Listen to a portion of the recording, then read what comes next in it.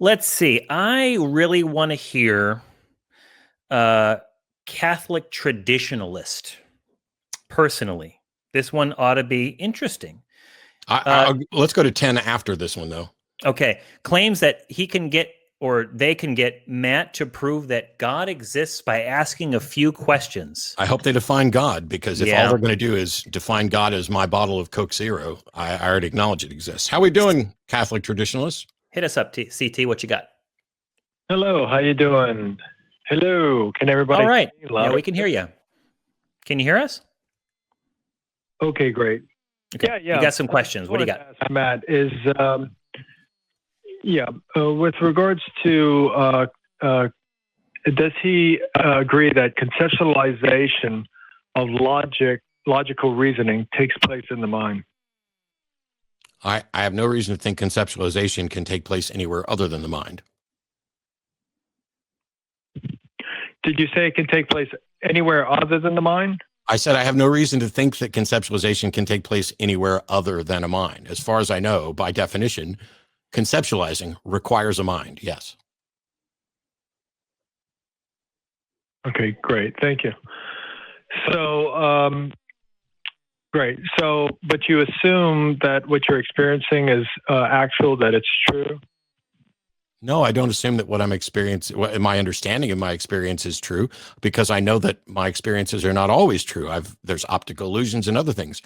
If all you're asking is, do I assume that generally, as a general rule, my senses are reliable, then no, I don't assume that either. I am convinced that my senses are reliable as they can demonstrably be. Like my eyesight isn't as good as it used to be.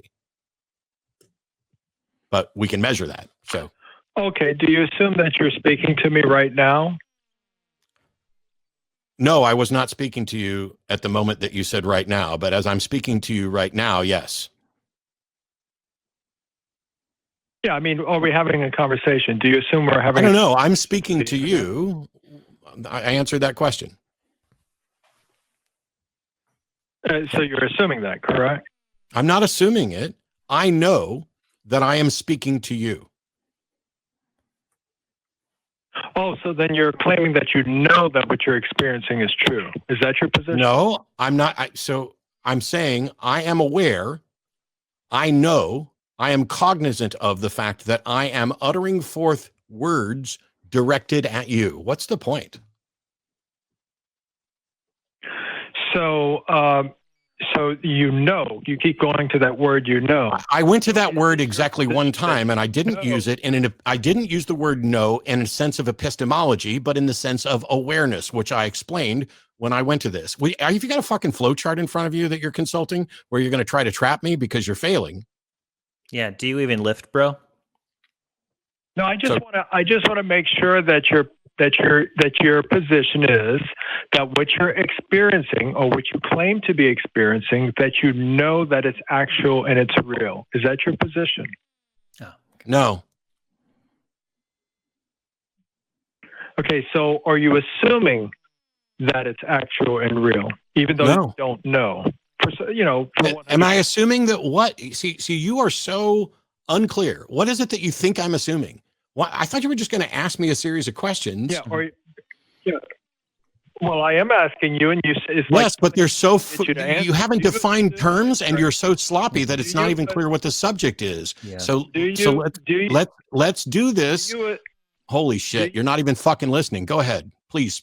Occupy all of my time with pointlessness. Go ahead. Okay. Yeah. The fact of the matter is, if you were able to go ahead and simply answer my questions, I could get you to admit that God exists. Then ask your fucking questions and stop being silly about it. When did I refuse to answer your questions? Ask me your questions. Go. Okay. Do you assume, or do you know for certain that you're speaking to me right now through the internet? That is a false dichotomy. I neither assume nor know in a knowledge-based sense. I am aware. Are you going to let me? What if you ask me a fucking question and I'm in the middle of answering it? Why would you interrupt me? You're not answering it.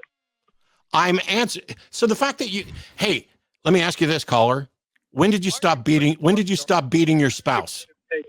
when did you stop beating your spouse? Why are you afraid of taking Darth Dawkins' call?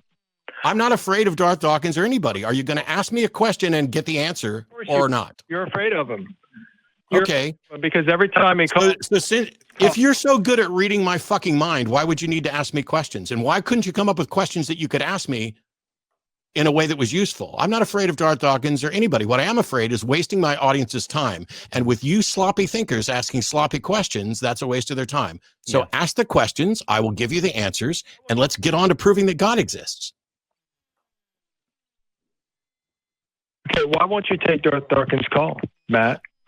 Are you going to ask me questions that lead to the proof of God, or are you going to ask me why I won't take Darth Dawkins' call? Because you get to ask one or the other, and that's it. See, audience members, notice that he doesn't answer any... Catholic, hang on. No, don't hang up. Don't hang up. Don't hang up, and don't fucking interrupt me. Audience members, notice that as he asked questions, I offered answers, and I would continue to do that.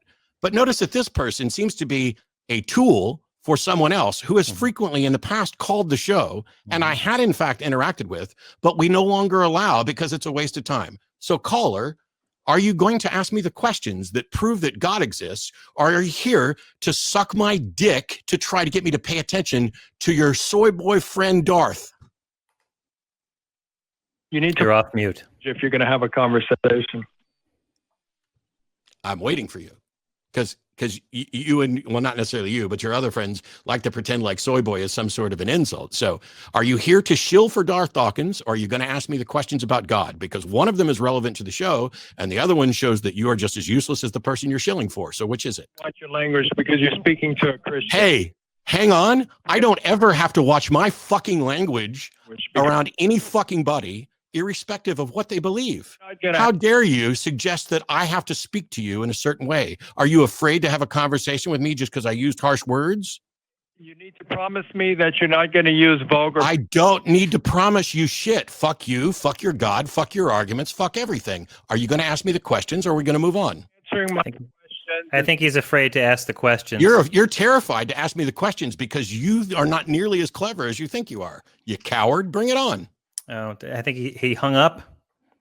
Say la vie. I know. Aw.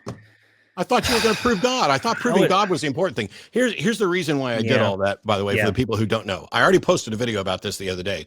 There's a group of people who have decided that I'm just a terrible coward who won't answer questions and is terribly afraid of all these internet nobodies with no audience and no credentials while I'm having debates with scholars. And so what they've decided to do is suggest that, oh, well, Matt's just a coward.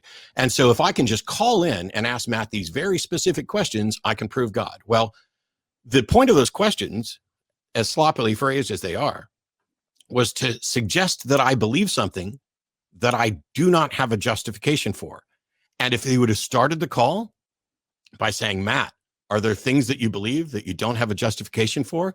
I would have said, yes. That's it. The big trap that Mr. Smarty Pants McSmarterton there was trying to get me in was to trap me into saying, yes, I have beliefs that are not justified.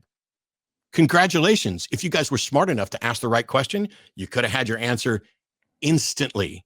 But instead, you had to tap dance around. And when I wasn't following the script that Darth Dawkins gave you, you little puppet, he's got his hand right up your ass, moving your mouth with whatever script you've got, and it didn't go the way you wanted.